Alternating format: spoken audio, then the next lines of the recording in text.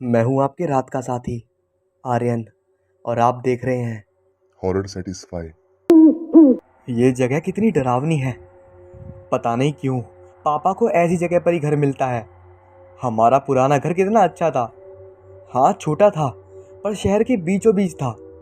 School भी नज़दीक था, मार्केट और मॉल भी करीब थी। ये जगह तो इतनी गंदी है। पापा की जॉब भी ना अजीब है, कहीं भी ट्रांसफ़र कर देते हैं। सलोनी, जो कि मेरी छोटी बहन थी, मुझे टोकते हुए बोली, आय हाय, आया बड़ा, बड़ी बड़ी बातें कर रहा है ना। बेटा, पापा जैसी जॉब पाने को ना लोग तरसते हैं। देख रहा है ना, शहर का घर कितना छोटा था, और ये देख कितना आलीशान बंगला है, कितना बड़ा पार्क है, आसपास कितनी शांति है। मैंने कहा, हाँ दीदी, तुमको ही पसंद आएगा ये भूत बंगला। हर जगह मनुष्यत फैली हुई है, किसी भी रूम में अकेले जाना मुसीबत है। ना कोई दोस्त है, ना कोई साथी, और ना ही कोई पड़ोसी है। कोई तो नहीं है यहाँ। कहाँ से ये जगह अच्छी है मुझे समझ में नहीं आ रहा। अच्छा अच्छा, फालतू की बात छोड़ो। माँ अकेले घर की सफाई कर रही है, चलो उनकी हेल्प कराएं। हम अपनी बातें बाद में कर लेंगे। ओके दीदी। बोलते हुए हम दोनों घर के अंदर चले गए और घर की साफ सफाई में लग गए। पूरा का पूरा दिन आज सामान को अपनी जगह लगाने में चला गया, पर फिर भी काम रह ही गया।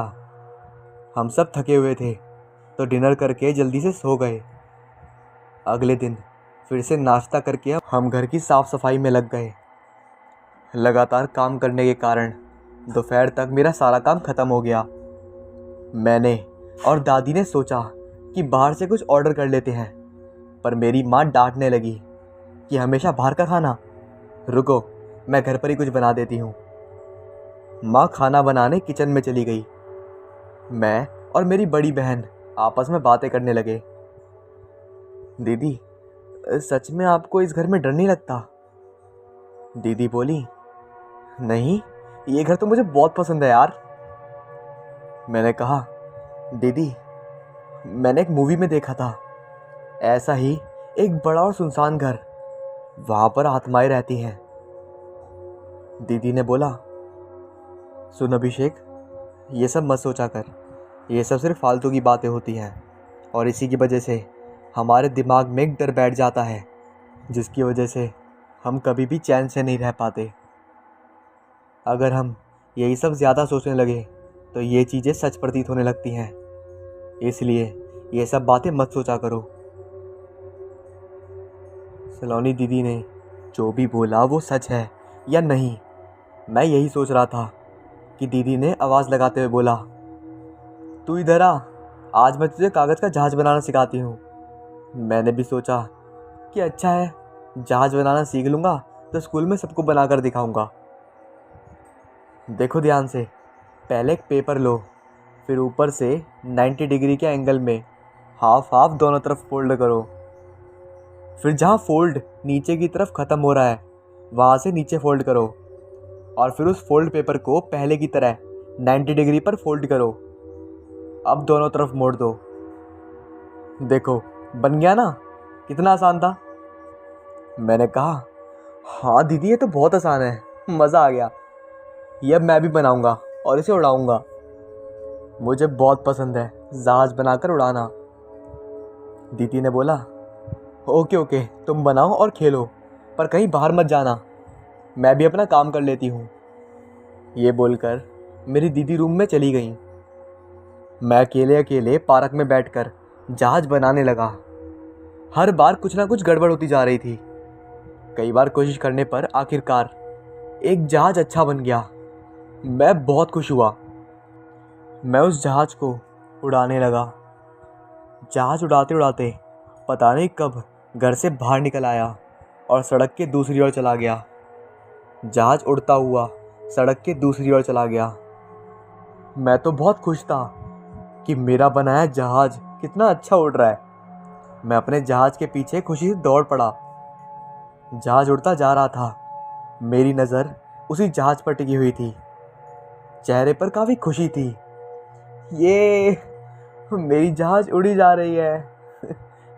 यही चिल्लाते चिल्लाते मैं उसके पीछे भाग रहा था। अचानक से मैं रुक गया। मेरे पैरों को ऐसा लगा जैसे उनके नीचे आकर कुछ टूट गया हो। जब मैंने अपने पैरों के नीचे देखा तो मेरी डर के मारे आवाज़ बंद हो गई। मेरे पैरों के नीचे कंकाल की खोपड़ी आ गई और मेरे पैरों से वो टूट गई। जब मैंने अपनी नज़र ऊपर उठाई तो सामने पूरा कब्रिस्तान फैला हुआ था। मैं यहाँ कब चला आया और कैसे चला आया मुझे पता भी नहीं चला। डर के मारे मैं पसीने पसीने हो गया था। तभी मैंने जहाज की तरफ देखा तो मेरा जहाज कब्रिस्तान के ऊपर ही मंडरा रहा था। अब आसमान एकदम से काला होने लगा। बादल घिर आए, तेज हवाएं चलने लगी, सारे पेड़ पौधे तेज तेज हिलने लगे। हवाएं शरीर से टकरा रही थी और ऐसा आभास हो रहा था कि जैसे मुझे यहाँ से धकेल रही हो। दूर कहीं से कुत्तों और सियारों की रोने की आवाज़ें आने लगी। अब ये मंजर इतना खतरनाक हो गया कि मुझे समझ आना बंद हो गया कि मुझे क्या करना चाहिए। मैंने सोच लिया कि मेरी मौत करीब है। मैं भी अब रोना शुरू कर चुका था। मेरे रोने की आवाज़ के साथ साथ मुझे एक और आवाज़ सुनाई दे रही थी। कोई तेज तेज हंस रहा था, मानो कि मुझे डरा देख उसको बहुत खुशी हो रही हो। मेरी सांसें तेज हो गईं। मैं बहुत कोशिश कर रहा था कि भगवान का नाम लूं, पर मेरी जुबान नहीं खुल रही थी। हाथ पैर सुन पड़ गए थे। मैं सोचने के अलावा कुछ भी नहीं कर पा रहा था। तभी मेरे सामने का कब्र फटा और उसमें से एक सड़ी गली लाश बाहर निकली। वो लाश इस कदर सड़ गई थी, उसके चेस्ट के ऊपर का सारा मांस सड़ गया था। खाली हड्डी दिख रही थी, कहीं कहीं मांस के लोथड़े चिपके हुए थे और उस लाश का दिल मैला सा था पर तेज तेज धड़क रहा था। एक आंख उसका गायब था, उस जगह पर गड्ढा था और दूसरा आंख सड़ गया था। आंख से होते हुए कीड़े लाश के नाक और मुंह से निकल रहे थे। इतना घिनौना लग रहा था कि उसे देखते ही आदमी मर जाए, पर फिर भी मैं जिंदा था और बेहोश सा सब देख रहा था। मैं वहां से भाग जाना चाहता था, पर ना जाने क्यों मैं बिल्कुल भी हिल नहीं पा रहा था। वो लाश धीरे धीरे मेरी तरफ बढ़ रही थी। मौसम बहुत डरावना था। कुत्ते सियार सब सो रहे थे। बस कोई रास्ता ना देख मैंने आंख बंद करके हनुमान जी को पुकारा। हे हनुमान जी, मुझे बचा लो, बजरंगबली मुझे बचा लो, यही दोहरा रहा था। मेरी सांसें बहुत तेज तेज चल रही थी और मैं मन में ही हनुमान जी का नाम ले जा रहा था। हनुमान चालीसा मुझे नहीं आती थी, लेकिन शायद मेरी एक आस्था थी कि ये नाम मुझे बचा ले। तभी मुझे मंदिर के घंटियों की आवाज़ सुनाई दी। अब मैंने अपना सारा ध्यान उस मंदिर की घंटी की ओर केंद्रित कर दिया और भगवान का नाम लेने लगा। धीरे धीरे ऐसा लगा कि ये घंटी की आवाज़ मेरे करीब आ रही है। थोड़ी ही देर में घंटियों की आवाज़ मेरे कानों के करीब थी। मेरा मन शांत होने लगा। तभी माँ की आवाज़ आई, बेटा उठ, स्कूल जाना है। अरे उठ जा, सुबह हो गई। मैं तुरंत घबराते हुए उठा तो देखा कि माँ पूजा कर रही थी और घंटी की आवाज़ हमारे घर के मंदिर में पूजा के टाइम बजाई जा रही थी, जिसकी आवाज़ मेरे कानों में पड़ रही थी। वो घर, जहाज और भूत, ये सब महज एक सपना था।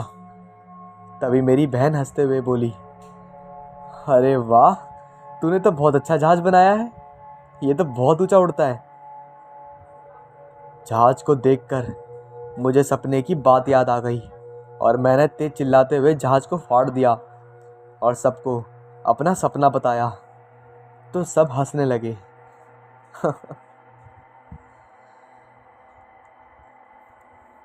दोस्तों कैसी लगी है कहानी मुझे कमेंट में ज़रूर बताएं और अपनी फेवरेट कहानी मुझे बता देना ताकि मैं उस कहानी जैसी और भी कहानी बनाऊं।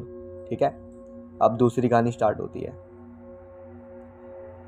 हमारा हिंदुस्तान ये एक ऐसा देश है जहां बड़े से बड़े महासागर बसे हुए हैं। ये शहर कभी सोते नहीं हैं, कभी रुकते नहीं हैं। इनका दिन जितना बिजी और शोरगुल भरा होता है उतनी ही चमकीली चांदनी रातें भी होती हैं। शहर तो रात में भी लगता है कि रुकने का नाम नहीं लेता। शायद इसलिए उतनी ही यहाँ पोलशुन। मेरा एक बड़ा ही घातक दोस्त था, राजवीर ठाकुर। जैसा नाम वैसी ही दमदार आवाज़, वैसी ही काठी और बेखौफ व्यक्तित्व। राजवीर ठाकुर करीब करीब 6.5 फुट के होंगे। शरीर एकदम गठीला, लंबी लंबी मूछें, आंखें बड़ी बड़ी और हंसी रावण से कम नहीं थी। जैसा शरीर वैसी ही मोटी बुद्धि। उनको तो डर लेश मात्र का नहीं लगता था। कभी भी किसी से भी भिड़ जाना ये तो प्रकृति में था उनकी। बस उन्होंने अपनी जवानी के दिन जीने के बाद तीसरी इनिंग मतलब बुढ़ापे को जीने की तैयारी चल पड़ी थी। उनकी उम्र लगभग 60 वर्ष की होगी। चेहरे पर झुर्रियाँ आने लगी थी। राजवीर ठाकुर जी बिहार के मिर्ज़ापुर ज़िले के एक सरकारी दफ्तर में काम करते थे। उनके घर से सरकारी दफ्तर लगभग 20 किलोमीटर की दूरी पर होगा। वो साइकिल से 1 घंटे में घर से दफ्तर और दफ्तर से घर आसानी से चले जाते थे। जैसी उनकी कदकाठी थी उससे आप अंदाज़ा ही लगा सकते हैं कि ये उनके लिए कितनी आम बात थी। उनका खान पान इस उम्र में भी बहुत अच्छा था। उनकी एक और आदत थी कि हफ्ते में 6 दिन दफ्तर से आते वक्त शाम को 2 बोतल ताड़ी ज़रूर पीते थे। ये उनकी दिनचर्या में शुमार थी। सुबह उठना, 150 से लेकर 200 तक दंड बैठक करना, 30 मिनट की दौड़, फिर डिप्स मारना, बहुत सारा कसरत करना, ये सब आन था। सुबह 6 बजे से ये सब शुरू हो जाता था और ये सब ख़त्म होता था आधा लीटर दूध के साथ। फिर खाना खाकर दफ्तर निकल जाते थे। ये बात लगभग 1980 की है। चलिए शुरू करते हैं।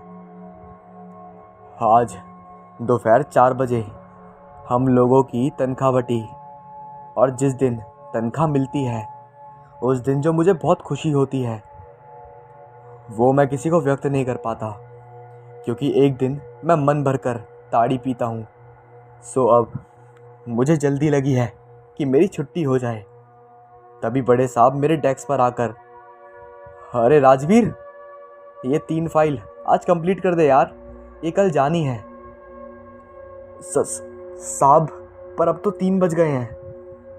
बड़े साहब ने कहा, तो क्या हुआ, 3 ही तो बजे हैं, अभी परेशान क्यों हो रहा है?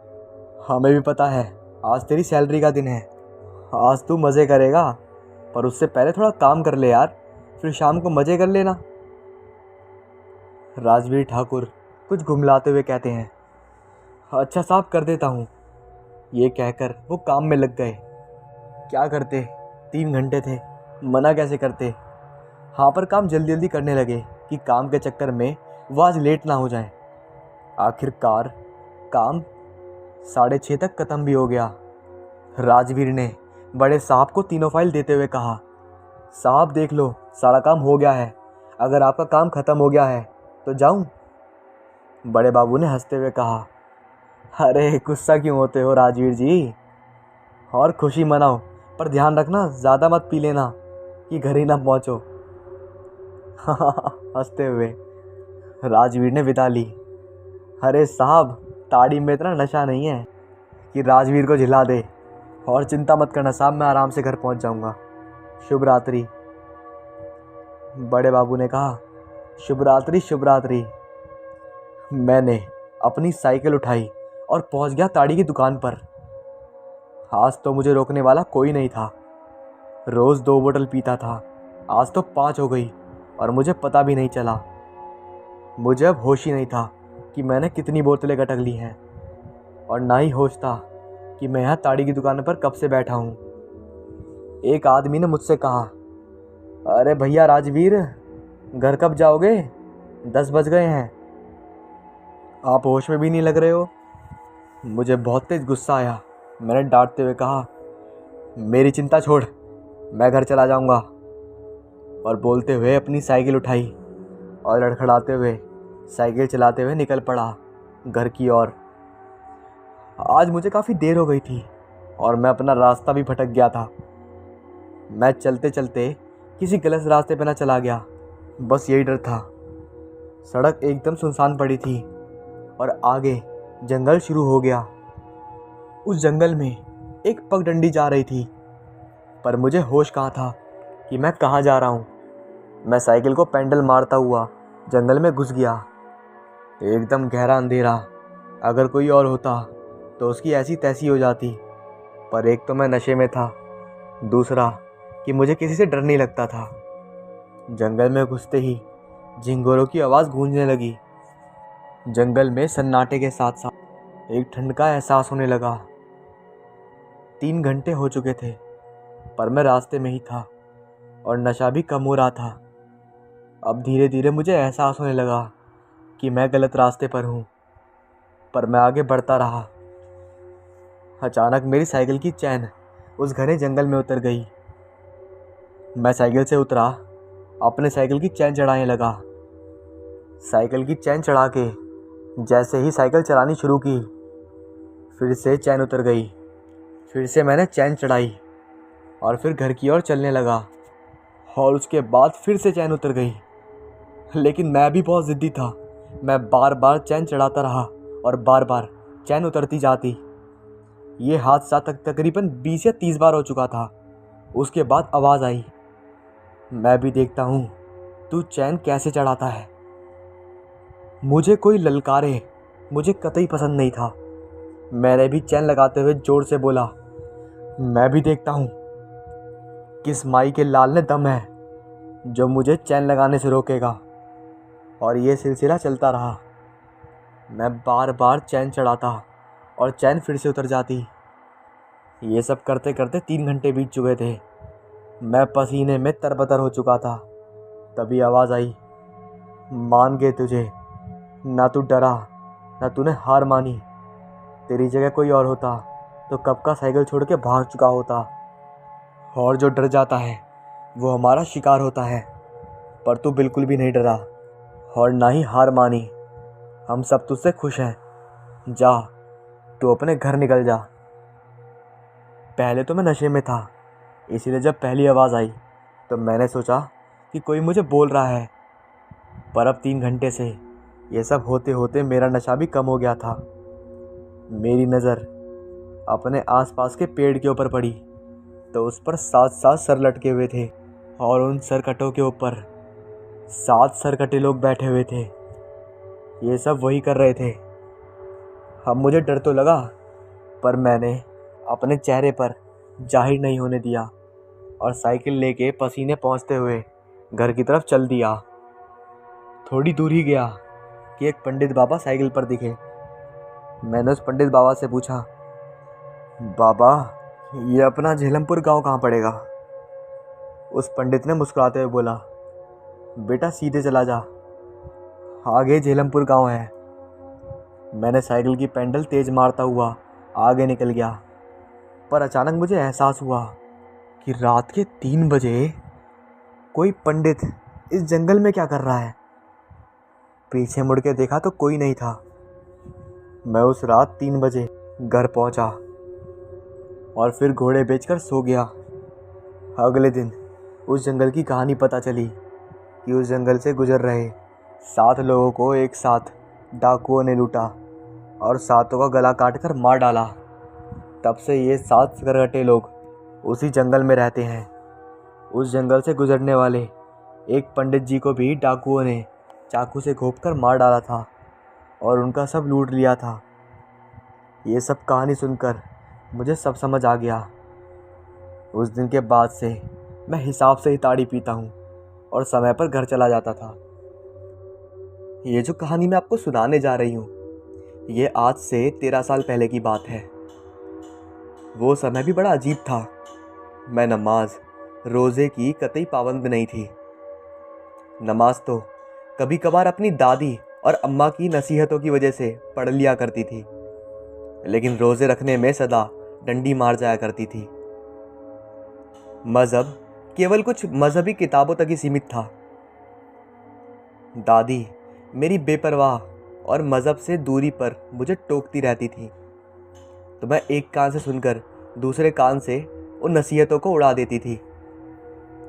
शायद ये सिलसिला आज तक बरकरार रहता अगर छुट्टियों के दौरान मुझे अपनी छोटी खाला के घर डेरा गाजी ना जाना पड़ता। छोटी खाला के शौहर काफ़ी सख्त आदमी थे, इसलिए उनके घर रिश्तेदार कम ही आया करते थे।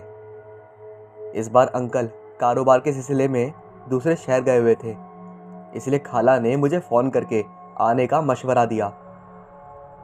मेरी छुट्टियां भी पड़ ही चुकी थीं, लिहाजा बड़े भाई के साथ खाला के घर जाने को तैयार हो गई। हालांकि अम्मा ने यह कहकर डराया भी था, खाला का घर भूतिया है, तुम एक दिन भी वहाँ नहीं बिता पाओगी। अम्मा की बात पर मैंने हंसी उड़ाई और उल्टा उन्हें ही मैंने कह दिया, अगर खाला का घर भूतिया है ना, तो वह वहाँ क्यों रह रही है। अरे बददिमाग, जिन्नात जिससे खुश होते हैं ना, उसे कभी तंग नहीं करते। मैं चिढ़कर बोली, बेफिक्र रहो अम्मा, मैं भी उन्हें डिस्टर्ब नहीं करूँगी और अच्छे लगे तो दोस्ती कर लूँगी, मैंने चहक कर कहा। जिस पर अब अम्मा झल्ला कर कह गई, हाँ तो मैं बता रही थी कि मैं भाई के साथ डेरा जारी खां यानी खाला के घर चली गई। खाला का घर काफ़ी बड़ा था, उनके 2 बच्चे थे।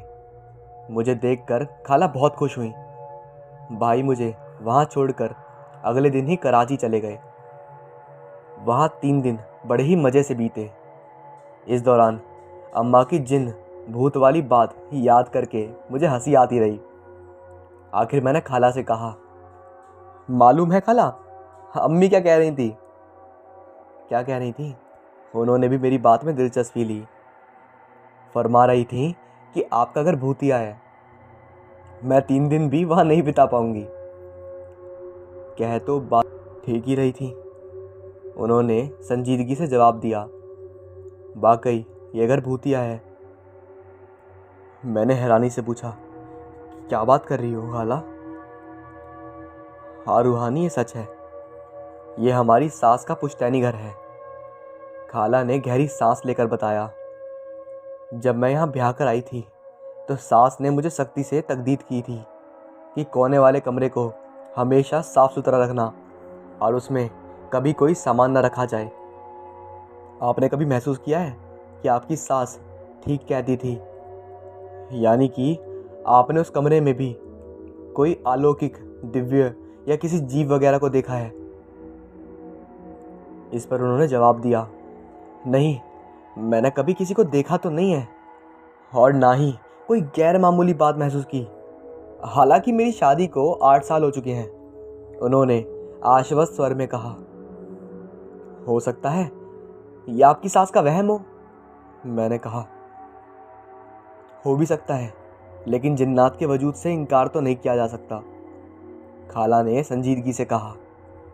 यह सब पुरानी बातें हैं खाला, इस दौर में इनका वजूद नामुमकिन लगता है, मैंने कंधे उचकाते हुए बेपरवाही से कहा। उसी शाम खाला शॉपिंग के लिए बाजार गई तो मैं नहाकर बालों को सुखाने के लिए छत पर चली गई। शाम के बाद का समय था और अंधेरा फैलना शुरू हो रखा था। छत पर चारों ओर रंग बिरंगे फूलों के गमले थे। मोतिया और गुलाब की खुशबू से छत महक रही थी। मैंने गहरी सांसें लेकर खुशबू को अपने अंदर उतारा और बालों को झटक कर कंघी करने लगी। थोड़ी देर ही गुजरे थे कि मुझे अपने चेहरे पर किसी की नज़रें तापीश का एहसास हुआ। मैंने इधर उधर नज़रें दौड़ाई कि हो सकता है कोई अपनी छत से नज़ारा कर रहा हो, लेकिन ये ख्याल मूर्खतापूर्ण था। उस गली में सिर्फ खाला का ही घर 2 मंजिला मकान था, बाकी सारे घर 1 मंजिला थे, इसीलिए किसी के देखने का तो सवाल ही पैदा नहीं होता था। मैंने इस बात को अपना वहम समझा और रुख मोड़कर बालों को सुलझाने लगी। इस काम से फारिग होकर मैंने बालों को पीठ पर खुला छोड़ा। रेलिंग से लेकर सड़क पर आते जाते लोगों को देखने लगी। तभी मुझे अपने बालों पर कुछ दबाव सा महसूस हुआ। मैं चौंक कर मुड़ी तो छत खाली थी। इस बात को मैं अपना वहम करार नहीं दे सकती थी, क्योंकि वह दबाव बखूबी महसूस किया था मैंने। यूं लगा था जैसे किसी ने धीरे से मेरे बालों पर हाथ रखा हो और उन्हें हाथ में लेकर महसूस किया हो। मैंने सोचा, कहीं ये शरारत आसिफ की तो नहीं। मुझे 5 वर्ष शरारती खालाजाद आशिद की याद आई, जो अचानक इसी तरह डराया करता था, फिर छुप जाता था। मैं छत पर बने उस कमरे की ओर बढ़ी। इसमें खाला ने ही बेकार चीजें डाल रखी थी। दरवाज़ा खोलने पर अंदर का अंधेरा कुछ कम हुआ तो मैंने उसे आवाज़ दी, आसिफ। लेकिन उसकी ओर से जवाब ना मिला तो मैं आगे बढ़ी, कमरे में दाखिल हो गई। अचानक दरवाज़ा धड़ाम से पीछे से बंद हुआ। मैं डर से जड़वत खड़ी रह गई।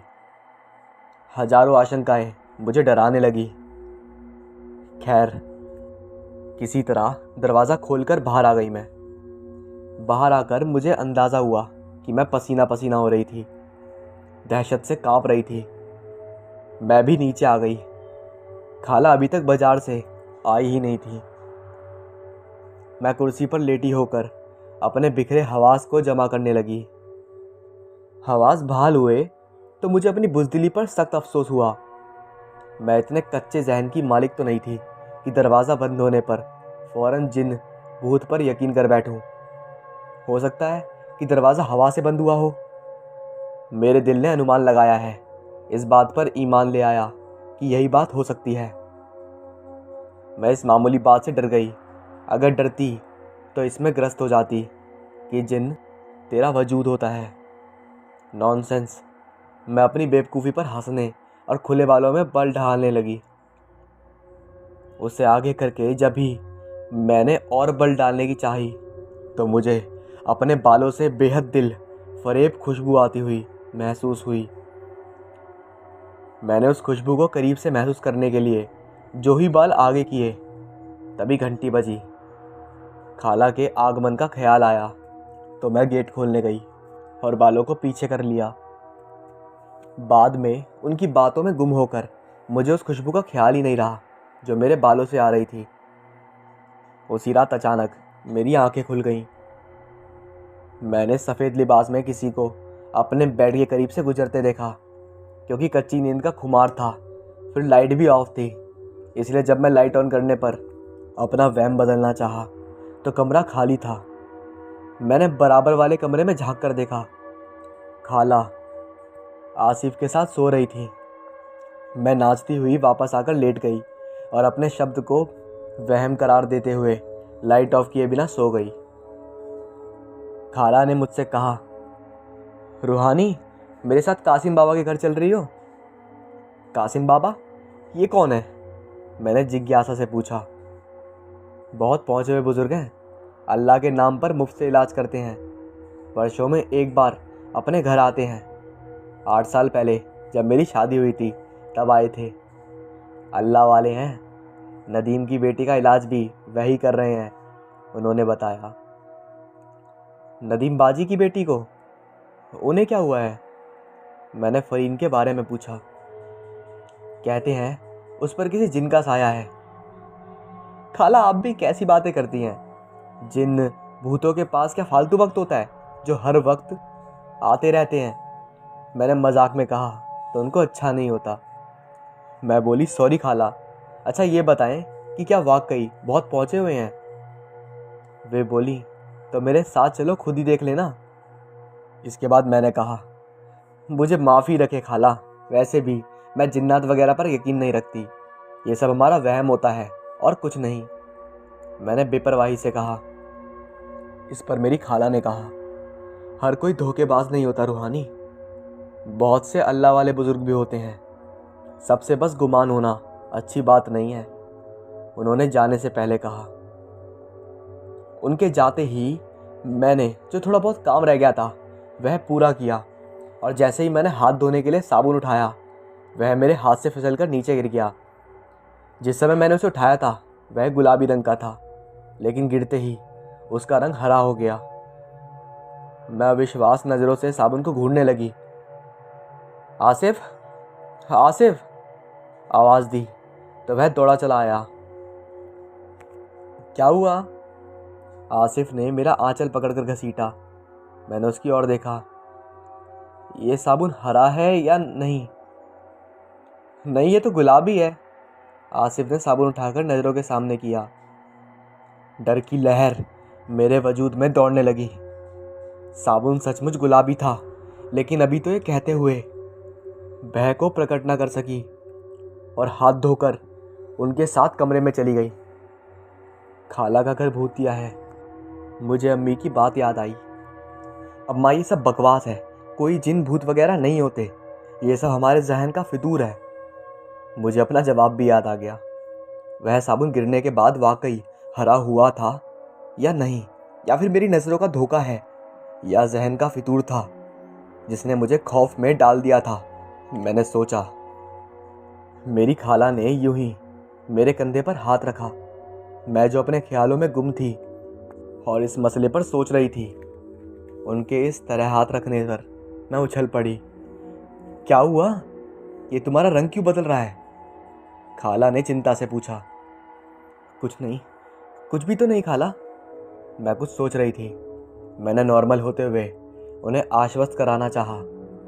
वह भी अपनी बातों में लग गई और कासिम बाबा के घर आए लोगों के बारे में बताने लगी। साथ ही साथ उनके कसीदे भी पढ़ने लगी। उनके इलाज से कितने लोग रिनोग हुए थे। वो 1 सप्ताह बाद जाने वाले थे। रात को मुझे एक पत्रिका पढ़ते पढ़ते 3 बज चुके थे। मैं पानी लेने के लिए कमरे से बाहर आई। किचन में जाने के लिए मुझे बरामदे से गुजरना था, जिसमें ऊपर जाने के लिए सीढ़ियाँ बनी हुई थी। मैं अपने ही सोचों में गुम ज्यों की किचन की ओर जाने लगी। उसी समय जैसे बरामदे की सीढ़ियों वाली दीवार किसी ने जोर से बजाई ताकि मेरा ध्यान आकर्षित कर सके, और दहशत के मारे मैं वापस कमरे में भागी और कमरे में जा घुसी। मेरा दिल तेजी से धड़क पड़ा था। पैरों से जैसे जान निकली जा रही थी। मैं दरवाजे से लगकर कांपने लगी। खाला और उनके बच्चों के अलावा उस घर में कोई नहीं था। ये जो हरकत कर सकता था, वह भी आधी रात के समय। मेरा शक यकीन में बदल जा रहा था कि जिन्नात का वजूद होता है। अम्मा और दीदी सभी बातें सच में महसूस हो रही थी मुझे, और मेरा वहम दूर खड़ा हंस रहा था। सुबह इस बात का जिक्र मैंने खाला से नहीं किया। जिक्र करती भी किस मुंह से? मैं खुद ही उनके वजूद से मुनकर रही थी। उन बातों को दकियानुसी दिमाग का फितूर वहम करार देती है। अब जिक्र करने से साफ जाहिर था कि मैंने उनके वजूद को स्वीकार कर लिया। जब से मेरा शक वहम के पड़ाव तय करता हुआ यकीन तक पहुंच जा रहा था, तब से मैं कुरानी आयत पढ़ना चालू कर रही थी, ख़ास तौर पर सोने से पहले। दादी अक्सर कहा करती थी, ये कुरानी आयतें इंसान को हर बला से महफूज रखती हैं। रात सपने में मैंने देखा कि मैं उसी आखिरी कमरे में खड़ी हूँ जिसका जिक्र खाला ने किया था। मैं उस कमरे से निकलने की जद्दोजहद में कमरों को खोलती बंद करती रह रही बड़ी चली जा रही हूँ। तभी किसी ने मेरा हाथ थामकर मुझसे कहा, असल रास्ता वह है। उसके हाथ थामते ही जैसे मैं वह से मुक्त हो गई। वह मेरा हाथ थामकर मुझे रोशनियों के रास्ते पर ले आता है। तुम कौन हो? मैं जाने से पहले पूछती हूँ। तुम्हारा साया। उसकी आवाज़ सरगोशी में बदल जाती है। साया तो साथ साथ चलता है, मैं भी तो तुम्हारे साथ ही हूँ। उसके होठों की हंसी मुस्कुराहट पर तेजी से धड़कने लगता है। जब मेरी आँख खुली तो मेरा दिल तेजी से धड़क रहा था। मैं पसीने से नहाई हुई थी, जैसे मेरे वजूद से आग सी निकल रही हो। मैंने आंचल से पसीना साफ कर लिया। सुबह के 5 बज रहे थे। ये ये वही खुशबू थी जो मैंने पहली बार अपने बालों में महफूज की थी और जो अब मेरे सीधे हाथ से आ रही थी। मुझे याद आया कि ख्वाब में मेरे सीधे हाथ को उस अजनबी ने पकड़ा था। ये ये वही खुशबू थी। इनको आपस में क्या ताल्लुक हो सकता है, मैं सोचने लगी। लेकिन साइंस तो ये कहती है कि ख्वाब हमारी अधूरी ख्वाहिशों के अवचेतन में पहुंचने के कारण वजूद में आते हैं। फिर ये क्या साइंस झूठी है? क्या वाकई इस दुनिया में जिन्नात का वजूद है? मुझे याद आया, रात में मैं किताब पढ़ते पढ़ते सो गई थी, लेकिन उस समय वह किताब सामने शेल्फ पर रखी थी। मुझे वह अजनबी याद आया जो ख्वाब में नजर आया था। बेहद हसीन, उसकी आंखों की चमक चुंधियाँ देने वाली थी। एकदम सम्मोहक आंखें जिन्हें देखकर इंसान सम्मोहित हो जाए। होठों पर बिखरी खूबसूरत मुस्कुराहट जो किसी भी इंसान को दीवाना बना दे। ना जाने वह वाकई इतना हसीन था या फिर इसके मामले में मेरे जज्बात भटक रहे थे। वह पहला शख्स था जिसके बारे में इस तरह जज्बाती हो सोच रही थी मैं। और फिर ना जाने कब मेरी आंख लग गई। सुबह उठी तो मेरी तबीयत ठीक सी महसूस हो रही थी। रूहानी, तेरी तबीयत तो ठीक है ना? खाला ने नाश्ता प्लेट पर रखते हुए बोला। बस खाला, अजीब सी तबीयत हो रही है, मैंने बोला। मैंने खाला से कहा, मैं घर वापस जाना चाहती हूँ। इन वाक़यात पर मैंने सोच लिया था कि वापस कराची चली जाऊंगी, लेकिन अभी तो तुम्हें आए सिर्फ एक हफ्ता ही हुआ है। वह हैरान हुई। बस खाला, बोर हो गई हूँ, मैंने बेजारी प्रकट की। थोड़े दिन और रुक जाओ, तुम्हारे अंकल आ जाएंगे, फिर चली जाना। देखो, मैं अकेली रह जाऊंगी। उन्होंने अपना मसला बताया तो मैं चुप हो गई। इसके बाद मेरी आंख लग गई। वह सम्मोहक लहजे में मुझसे पूछ रहा था, तुम्हें मुझसे डर लगता है? मैंने गर्दन इनकार में लाई और बोली, नहीं। तो फिर मुझसे मिलने क्यों नहीं आई? उसने करीब आकर मेरे खुले बाल अपनी कलाई पर लपेटते हुए झुककर पूछा। मैंने कहा, तुम जो आते हो। मेरे होठों से निकलने वाले शब्द जैसे खुद मेरे लिए ही विस्मय का सबक थे। उस अजनबी का इतना समीप और ये रुमानी जज्बे और जुबले मेरे समझ नहीं आ रहे थे। तुम ये क्या कर रही हो? खाला की आवाज़ पर मैंने आंखें खोल दी। मैं उस आखिरी कोने वाले उसी कमरे में एक तरफ बैठी हुई थी। तुम यहाँ क्यों आई हो? मैंने तुम्हें बताया था ना। खाला मेरे जैसे खामोश लहजे पर विस्मय बोली। मैं मैं कमरा देखने आई थी, सच्चाई छुपाते हुए संजीदगी से कहा। इसमें ऐसे क्या रखा है जिसे दिखाया जाए?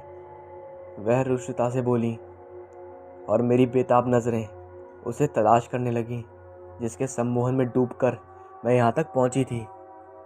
विस्मय इस बात का था कि मैं उससे भयभीत नहीं थी, बल्कि मुझे उससे मोहब्बत हो गई थी, जैसे मैं बरसों से उसे जानती हूँ। एक कशिश थी उसे जो उसे मेरी ओर खींच रही थी।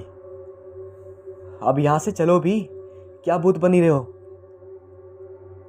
निगाहत खाला ने मुझे निश्चय कर खड़ी देखकर घसीटा, पर मैं खाली खाली नज़रों से उसे ढूंढती हुई उनके पीछे चल दी। तुमने मेरा इंतजार किया था? वह मेरे कंधे थामकर पूछ रहा था। बहुत, मैंने बेताब लहजे में कहा। मैं तुमसे प्यार करता हूँ और तुम्हें हमेशा अपने पास रखना चाहता हूँ। क्या तुम मेरी खातिर सब कुछ छोड़ सकती हो? वह सम्मोहित लहजे में पूछ रहा था। हाँ, मैंने उसकी आंखों में डूबते हुए कहा और उसके साथ ही जैसे फासले मिट गए। रूहानी, कब तक सोती रहेगी यार? उठ। खाला की आवाज़ पर मैंने मुश्किल से आंखें खोली। तुम्हारी आंखें तो सुर्ख हो रही हैं। ओहो, तुम्हें तो बहुत तेज़ बुखार है। उन्होंने अपना हाथ मेरे माथे पर रखकर चिंता से कहा, और फिर मेरा जहन अंधेरे में डूबता चला गया। दोबारा होश में आने पर मैंने खाला के साथ अंकल को भी देखा, जो परेशानी की हालत में डॉक्टर से कुछ बातें कर रहे थे। खाला की बातों के अनुसार मैं 2 दिन बुखार की अवस्था में बेहोश रही थी और तीसरे दिन मुझे होश आया था। उसी शाम खाला की ज़ोरदार आग्रह पर कासिम बाबा मुझे देखने आए। बेटी की ये हालत कब से है? उन्होंने पूछा। तकरीबन 4 रोज से, खाला ने बताया। खाला चाय का इंतज़ाम करने के लिए कमरे से बाहर गईं तो उन्होंने मुझसे पूछा, वह तुमसे मिलने कब आता है? वह कौन? मैं आश्चर्य से उन सफ़ेद दाढ़ी वाले बुजुर्ग की ओर देखा, जिनकी बड़ी बड़ी सुर्ख आंखें अंदर उतरती महसूस हो रही थी। उनके लहजे में इतनी गर्मी और साथ में ठंडक भी थी जो मैं प्रभावित हो गई। तुम सम्मोहित हो गई थी, और यह हो नहीं सकता कि जिसके सम्मोहन में गिरफ्त हो वह तुमसे मिलता ना हो। उनके होठों पर रहस्यपूर्ण मुस्कुराहट बिखर गई और मैं इस बार सभी बातें उनसे कहती चली गई। उसके सम्मोहन से ही तुम्हारा ये हाल है। तुम नमाज पढ़ती हो? उन्होंने पूछा तो मैं शर्मिंदगी से घेर लिया। वे इतने बूढ़े होकर नमाज के पाबंद थे और मैं तो बिल्कुल नमाज पढ़ते ही नहीं थी। मैंने इनकार से सर हिला दिया। ये तो बहुत अफसोस की बात है। नमाज तो हर मुसलमान पर फ़र्ज़ की गई है। ये इसी तरह ज़रूरी है बेटा, जिस तरह सांस लेना। ईशा की नमाज के बाद मैं तावीज़ भिजवा दूंगा, उसे तुम पहन लेना। इस तरह तुम उससे महफूज रहोगी। लेकिन पूरी तरह अपने आप को उससे महफूज रखने के लिए ज़रूरी है कि तुम नमाज़ पढ़ना शुरू कर दो। उनकी बातों पर मैंने अमल करने का इरादा किया और सोचा बुखार के उतरते ही नमाज की पाबंदी करूँगी। बाद में उनका भेजा हुआ ताबीज़ माँ ने पहन लिया।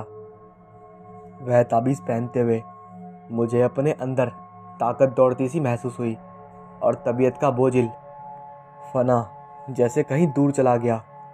मैंने अपनी तबीयत काफ़ी बेहतर महसूस की। उसी रात मैंने उसे फिर ख्वाब में देखा। मैं उसी आखिरी कमरे में मौजूद थी। तुमने ये ताबीज़ क्यों पहन लिया? ये तुम्हारे और मेरे बीच की दीवार है। इसे उतार फेंको। मैं तुम्हारे पास आना चाहता हूँ। उसकी हसीन आंखों में आंसू जैसे मेरे दिल पर गिर रहे थे। हो सकता था कि मैं उसकी मोहब्बत भरे शब्दों के जादू में गुम होकर ताबीज़ को उतार देती, पर उसी समय अल्लाहू अकबर की आवाज़ ये सुनकर मेरी आंखें खुल गईं। मेरा दिल तेज़ी से धड़क रहा था और सारा चेहरा आंसुओं से भरा था। मैं उठकर बैठ गई। मैं चेहरा साफ करने लगी। मुझे कासिम बाबा की बात याद आ गई। नमाज की पाबंदी करो, ये तुम्हें हमेशा के लिए उसके सम्मोहन से मुक्ति दिला देगी। मैं उठकर वजू करने के लिए बाथरूम की ओर बढ़ गई। नमाज के लिए उठते समय सारे खौफ जैसे कहीं दूर आ चुके थे। बाहर आई तो खाला नमाज के लिए उठ चुकी थी। मुझे आशा के प्रतिकूल मुझे इतनी सुबह जागा देखकर हैरान रह गई, क्योंकि वे अच्छी तरह जानती थी कि मैं नमाज की पाबंदी बिल्कुल नहीं करती थी। उन्होंने मेरे इस सुखद परिवर्तन पर खुशी प्रकट की। कासिम बाबा ने मेरी अवस्था के बारे में खाला से भी बात की थी और बताया था कि बालों के जरिए मुझ पर मोहित हुआ था। उनके दिए ताबीज़ के अलावा उसका सम्मोहन ख़त्म करने के लिए मुझे पाबंदी से नमाज़ पढ़नी होगी, तब कहीं जाकर उस जिन का असर ख़त्म हो सकता है। उस दिन मैं कासिम बाबा से मिलने उनके घर भी खाला के साथ गई। वैसे भी ताबीज़ नमाज के बाद से मुझे अपनी तबीयत ठीक महसूस होने लगी थी, वरना पहले मुझे बिस्तर से उठना इतना कठिन लगता था। ये महसूस होता था जैसे जिस्म में ताकत ही नहीं है। खाला अंदर गई। कासिम बाबा ने थोड़ी देर तक कुछ पढ़ा, फिर मुझ पर फूंका और नरमी से बोले, कैसी तबीयत है बेटी? ठीक हूँ। उनके मोहब्बत भरे लहजे पर मेरी आंखें सजल होने लगी। वह फिर तो नज़र नहीं आया? उन्होंने पूछा। जवाब में मैंने उन्हें सपने के बारे में सब कुछ बता दिया। तुम पर उसका सम्मोहन ख़त्म हो रहा है, कुछ ताबीज़ की बदौलत, और अब तुम नमाज़ पढ़ना भी शुरू कर दिया है। वह तुम्हें कभी परेशान नहीं करेगा। उन्होंने सांत्वना देने पर पूरे स्वर में कहा। लेकिन बाबा जी, वह मुझे परेशान नहीं करता, मैंने बख्तियार बोला। अभी बेशक नहीं करता, लेकिन जब तुम्हारे वालिद तुम्हारी शादी किसी से करना चाहेंगे, तब वह ना सिर्फ तुम्हें बल्कि तुम्हारे घर वालों को भी नहीं छोड़ेगा, उन्होंने मुझे समझाया। लेकिन क्यों, मैंने पूछा। इसलिए क्योंकि वह तुमसे मोहब्बत करता है और तुम भी उसके सम्मोहन में गिरफ्तार होकर उसे चाहने लगी हो। बहरहाल कि वह अपने लोगों में और तुम अपने लोगों में खुश रह सकती हो, लेकिन ये बात तुम समझ नहीं रही हो। उनकी गहरी नज़र जैसे मेरे अंदर उतर कर सच को पा गई थी कि मैं उस शख्स को चाहने लगी थी, और कल रात का ख्वाब मुझे बहुत उदास कर गया था। उसकी आंखों के आंसुओं से बार बार मेरी आंखों को सजल करने पर मजबूर कर रहे थे। कासिम बाबा की इस बात पर मैं फूट फूट कर रोने लगी। उन्होंने मुझे नरमी से समझाया और इस बात का एहसास दिलाया कि मैं वास्तव में उससे मोहब्बत नहीं करती, बल्कि उसके सम्मोहन के कारण मैं वश में हूँ और महसूस कर रही हूँ। जहाँ जब उसका सम्मोहन उतरेगा मैं उसे भूल जाऊँगी। उन्होंने मुझे एक आयत पढ़ने को बताई और कहा, इस आयत के पढ़ने से तुम्हारा बेकरार दिल पूरा सूना पड़ जाएगा और वह तुम्हें ख्वाब में भी नज़र नहीं आएगा। क्या मैं उसे भूल जाऊँगी? उसे भुलाने का मुझे बेहद रंज था। हाँ, जब तुम उसके सम्मोहन से पूरी तरह आज़ाद हो जाओगी तो उसे भूल जाओगी। बेहतर है तुम वापस कराची चली जाओ और इस ताबीज़ को कभी अपने से जुदा मत करना। नमाज की पाबंदी करना और इस आयत को ईशा की नमाज के बाद तब तक पढ़ते रहना जब तक वह तुम्हें ख्वाब में नज़र आना बंद ना हो जाए। उन्होंने मुझे बहुत हिदायतें दी। मैं ठीक हो जाऊंगी, यकीनन, मैंने दोबारा पूछा। मैं ठीक हो जाऊंगी ना बाबा? यकीनन। और बेटी, जिस तरह अल्लाह ने हमें पैदा किया है उसी तरह जिन्नात भी बनाने वाला वही है। उनके वजूद से इनकार करना बेवकूफ़ी है। कभी मजाक में भी उनका हवाला नहीं देना चाहिए। वह मुझे मेरी नादानियों से आगाह कर रहे थे और मैं शर्मिंदगी में डूबती चली जा रही थी। इस वाक़ये से पहले ये सब मैं मजाक समझ रही थी और इन बातों पर यकीन नहीं कर रही थी, लेकिन अब जैसे अपनी हिम्मत में हिमाकत पर अफसोस हो रहा था। उस रात की नमाज के बाद मैंने आयत को पढ़ा और पढ़ते पढ़ते मैं सो गई। मुझे ख्वाब में भी वह नज़र नहीं आया, पर मैं सुबह उठी तो कमरे से वही जानी पहचानी खुशबू आ रही थी, वैसे ही सब मोहक और दिलफरेब। पर दूसरे ही दिन मैं अंकल के साथ अपने घर लौट आई। वहाँ आकर भी अपनी दिनचर्या में अंतर न आने दिया। सब घर वाले हैरान थे कि वहाँ ऐसा क्या जादू था जो मैं नमाज के पाबंद हो गई थी। बहरहाल इस सुखद परिवर्तन पर सभी ने प्रसन्नता प्रकट की। ताबीज़ के बारे में घर वालों ने पूछा तो मैंने कह दिया बुरी नज़र से बचाने के लिए खाला ने डाला था, जिस पर झट दादी ने बढ़कर बलाई ली और बोली, खुदा तुझे बदनसूर से महफूज रखे। बहुत तेज़ी से दिन गुजर रहे थे। मैंने इंटर के बाद कॉलेज छोड़ दिया। 12 साल बाद, जिस समय मेरी शादी हो रही थी, मेहमानों की अफरा तफरी और हंगामे में नमाज छूट जाया करती थी। उस दिन मेरी माइयों थी। रात तक हंगामा रहा। कज़नों के कहने पर मैंने उस ताबीज़ को उतार कर रख दिया और सोचा रस्मों के फरिंग होकर पहन लूँगी। बाद में गानों के शोरगुल और रस्मों के रंगों में भी मुझे ताबीज़ पहनना याद नहीं रहा। थकान के कारण उस रात मैंने नमाज भी नहीं पढ़ी और सो गई। लिहाजा 3 साल बाद मैंने उसे फिर ख्वाब में देखा। वह बोला, परसों तुम्हारी शादी होने वाली है।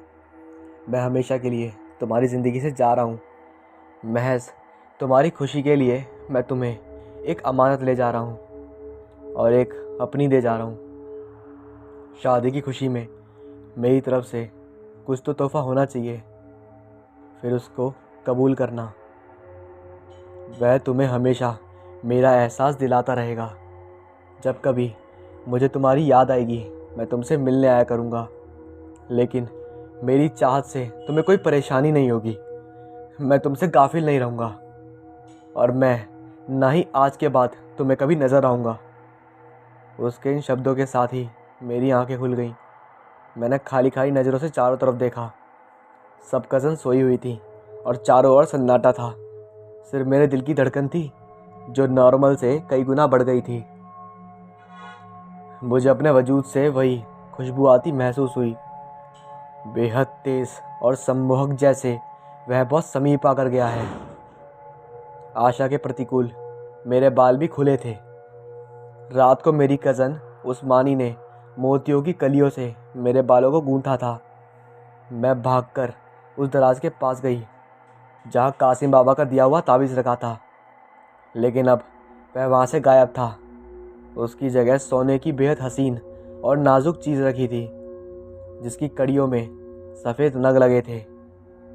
मैंने चैन को हाथ में लेकर देखना चाहा कि वह किसी कज़न की तो नहीं है, लेकिन उसको उठाकर जैसे ही जो खुशबू मैंने महसूस की वह वही खुशबू थी।